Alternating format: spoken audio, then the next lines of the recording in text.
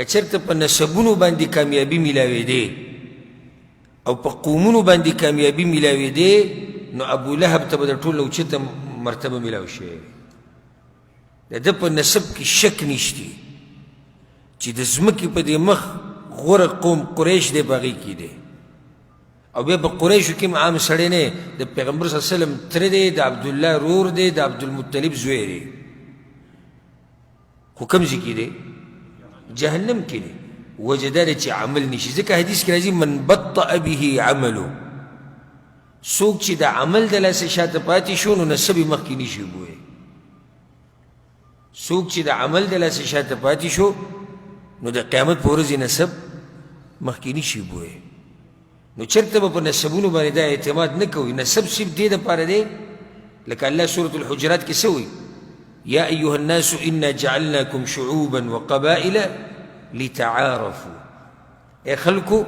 الله وایي ما تاسو تقسیم کړي یې په قومونو کې په قبیلو په خاندانونو کې لتعارفوا چې صرف یو بل وپېژنئ فقط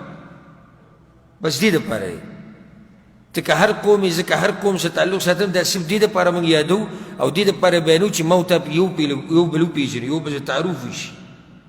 نه د قوم په بنیاد باندې ما سره الله حساب کوي او نه د قوم په بنیاد باندې الله تا سره حساب کوي ان اکرمکم عند الله اتقاکم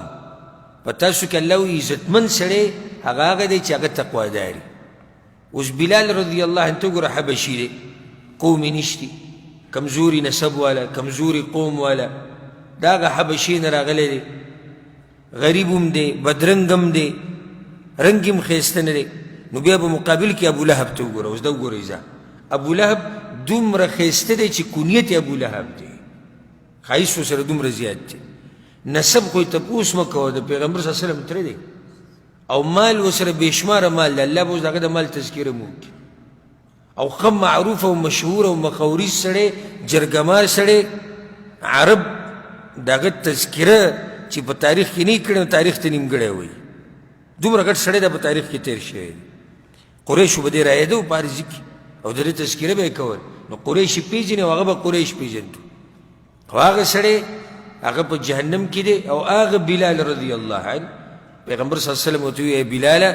وایي زه جنت ته ننوتی ومه او ستا د پیزارو اواز ما هلته اورېدلی دی د قدمونو اواز نو ګوره هغه بلال هغه کمزوری بلال د دیندارۍ د لاسه کوم ځای ته ورسېد جنت ته او ابولهب د بېدینۍ د لاسه چېرته ورسېد جهنم ته دغه شان د پیغمبر صلی الله علیه وسلم تره ابوطالب دی هم خپل تره دی او څومره مرسته یې د پیغمبر سره کړې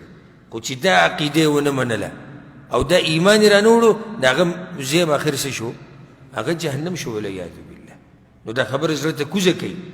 چې د الله سره حساب کتاب هغه په عمل دی او ځکه صحیح مسلم کې دا حدیث دی ان الله لا ينظر الى اموالکم ولا الى صورکم الله ګوري نه مالونو ته ګوري او نه شکلونو ته ګوري او د الله شکر دی په دې خبره باندې چې الله نه مالونو ته ګوري او نه شکلونو ته ګوري ولكن ينظر الى قلوبکم واعمالکم الله څه ته ګوري زړونو ته ګوري او عمل ته ګوري بس الله شکل باندې فیصله نه کوي چې دا ښکلی او دا بدرنګ الله په مال فیصله نه کوي چې دا غریب او دا مالدار الله فیصله په زړه کوي او په عمل باندې کوي او دا ښکلی مثال دی ابولهب زموږ مخې ته چې دا د پیغمبر صلی الله علیه وسلم خپل تره دی ښه مالداره ښه ښایسته ښه مخوریز ښه دروند سړی